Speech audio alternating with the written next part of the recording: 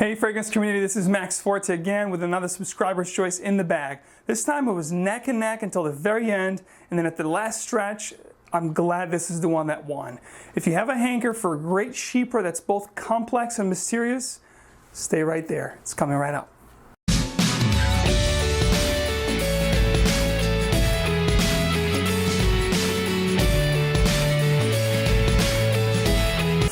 All right, I'm going to give you a quick background on the company of Ormonde Jayne. Just a very summarized version of it because you can always look it up yourselves.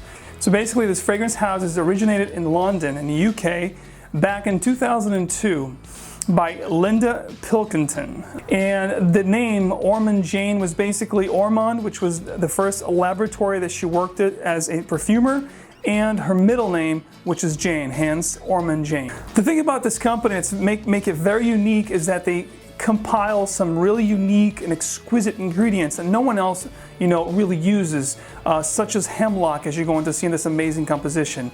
And what this company does, it's also very unique.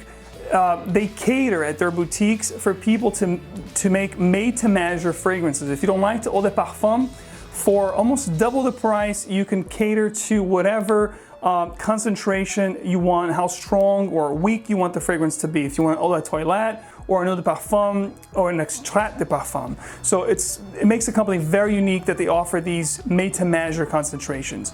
And all in all, they have about 20 fragrances in their fragrance portfolio. Let's get into the presentation as we always do. So basically the presentation, it comes in this sleeve, this reddish, almost like a Ferrari red, with nuances of orange. So this sleeve has the O and the J, and Ormonde Jayne London, eau de parfum, and then basically your barcode is down here with some information about the company. And when you take that sleeve off, you're left with this amazing box that is magnetic, right here in the end. It's actually magnetic. And the fragrance sits perfectly in here in this amazing presentation. This is like a silky kind of bedding that the fragrance sits perfectly. The fragrance bottle reminds me a little bit of Jean Pateau. The cap is solid, very, very strong metal. The glass itself of the bottle is actually really thick and also pretty heavy glass. It says Made in London. It's actually etched in the bottle. So you have Made in London as well as the volume, 120 ml, 4 ounces, etched right in the bottle. At the bottom here, there's no really information, no batch code or anything like that. You have the OJ again, Ormonde Jayne in the back. At the front, you have Ormonde Jayne London, Ormonde Man, Eau de Parfum. Let's give myself a blast right here. As you see, the distribution is quite nice. We'll get to the smell in a second.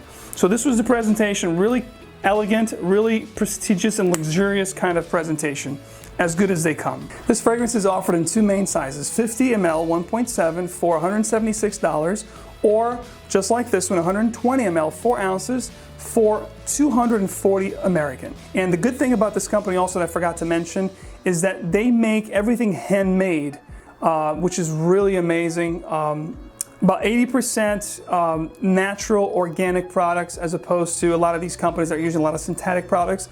This is a really, really great company when it comes to the products that they're using in their fragrance. Just something I wanted to reiterate. The nose behind it was Gisa Schoen. I hope I'm not butchering your name.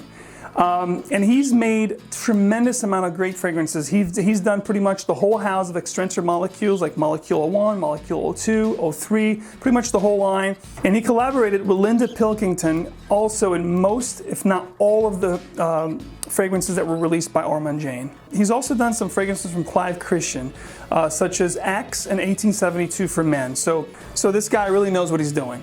The classification of this fragrance is a chypre aromatic.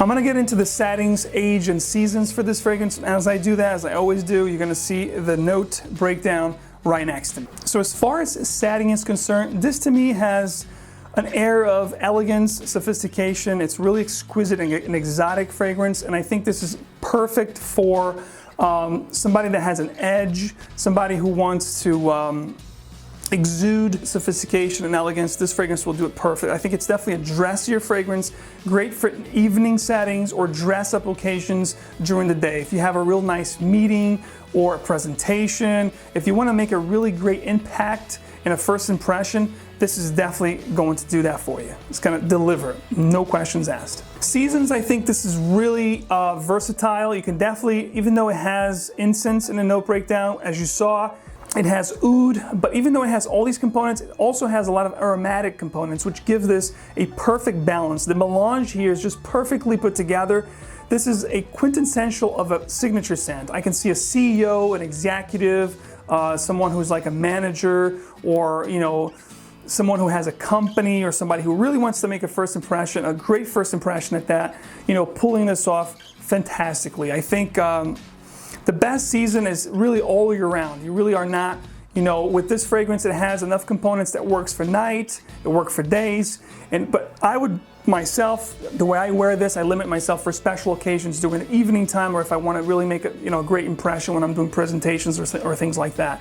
But you can wear whenever you want. And by the way, the Ormonde Jayne women's, the Parfum version, has actually the same note structure with a couple tweaks different than this. So I think a woman that really has an edge to her, or is a strong woman, would also pull this off, even though the name suggests it's a par homme fragrance. So feel free to try it. It might work for you. As far as age, I would say this is a more mature. This is by no way, shape, or form an aged scent, but it's definitely more mature. I think someone who has a seasoned nose, 25 and up, will really appreciate this. I think the common nose will probably not like this too much.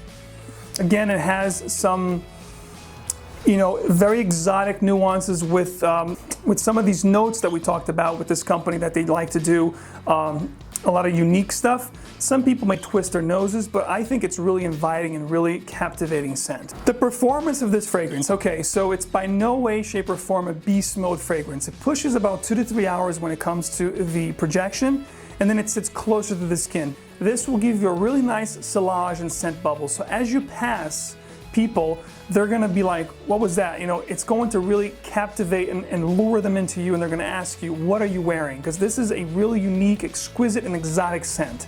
So, like I said, about 2 to 3 hours projection, then it gets closer to the skin, with a nice scent trail and sillage. As far as the longevity, I get about 6 to 8 if I spray my clothes, about 10 hours, which is really not bad.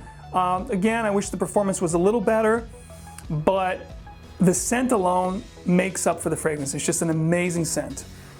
Okay, so what do I get from this scent? The summary of what I get from the scent. So when you first blast this fragrance, you're gonna get an amazing trifecta of like a juniper gin kind of feeling, with the Sicilian Bergamot and the pepper nuances in the background, which makes it really uplifting and powerful. As you start to get to the heart of this fragrance, it starts to transition. The Agarwood with the poisonous Hemlock gives this fragrance a really exotic and different accord that I've never smelled anywhere else. Again, if I had to make a comparison, the only thing that comes to mind that's remotely close to this would be Memoir Man by Mélange, which is also one of my favorite fragrances from the house of Mélange. But this one again has a lot more going for it. It's not as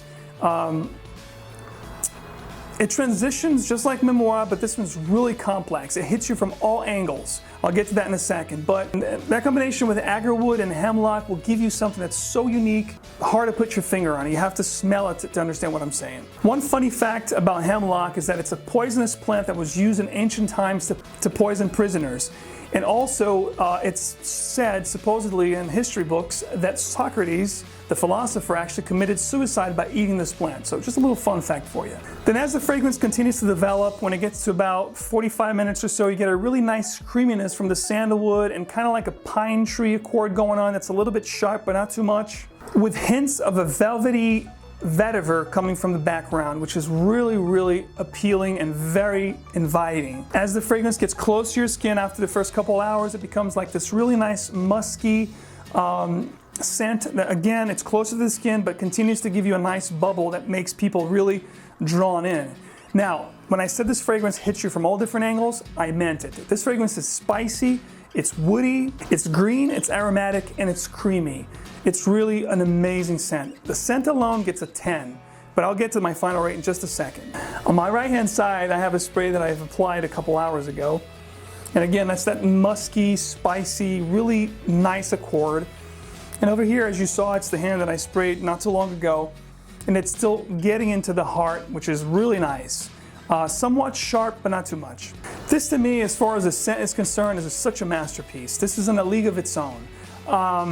If the projection was a little stronger and it lasted maybe a couple more hours, this would have been a 10 for me. But it's just a little shy of it. I'm still giving this a 9.5. It's a solid release from Ormonde Jayne. It's gonna make you feel like the boss. It's gonna give you a sense of elegance, sophistication like no other. If you haven't gotten your nose in this, you really have to do yourself a favor and try this. Again, you can only find this overseas. I will put the link down below of the website so you can check it out and order yourselves a bottle if you want to do a split. You know, this is definitely worth it. You're gonna take my word for it. You're gonna get a lot of compliments and you're gonna smell very unique. There's nothing like this. I'm gonna leave Linda Pilkington a little hint. If you're out there, Linda, try to release this in an intense or extreme version with a little more oomph. I think it'll be a perfect 10. Not that this is not a 10. Scent alone, it is a 10. I just wish it performed a little bit stronger, especially for the real cold New England weather that we get here. But just a little hint for you. 3 words to summarize the scent: sophisticated, unique, and mysterious. This was Max Forti with another Subscriber's Choice. This was number 8, the 8th edition. I'll keep rolling them for you. Thank you so much for tuning in. Please comment down below if you have smelled this fragrance before. Let me know what your comments, what your thoughts are with this fragrance. I'd love to hear them. Stay tuned for a lot more. If you haven't yet, please subscribe for more. This was Max Forti. I will talk to you soon. Bye-bye.